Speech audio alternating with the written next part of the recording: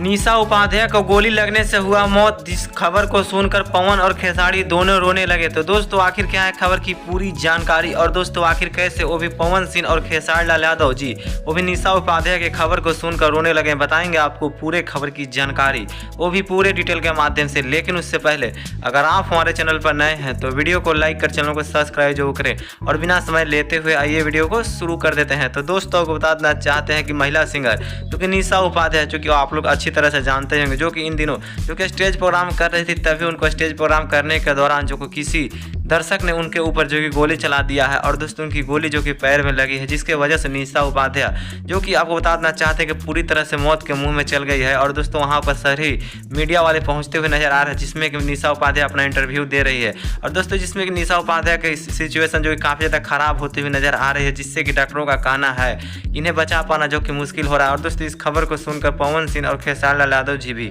फूट फूट कर रोने लगे कि आखिर निशा उपाध्याय को आखिर कौन है वह शख्स जो कि इस तरह से गोली जो कि बीच स्टेज शो में मार दिया है। लेकिन दोस्तों बता देना चाहते हैं कि इस तरह से पूरे भोजपुरी इंडस्ट्री में सभी कलाकारों को डर बनते हुए नजर आ रहा है कि आखिर मैं भी कहीं इस तरह का स्टेज प्रोग्राम करूंगा तो मेरे ऊपर भी इस तरह का गोली जो कि चलते हुए नजर आएगा। लेकिन दोस्तों आप क्या कहना चाहेंगे निशा उपाध्याय के साथ इस तरह का आखिर कौन है वह व्यक्ति जो कि निशा उपाध्याय के ऊपर चला दिया है गोली? आपको जो लगता है आप अपनी राय कमेंट बॉक्स में जरूर बताइएगा दोस्तों निशा उपाध्याय को लेकर दोस्तों।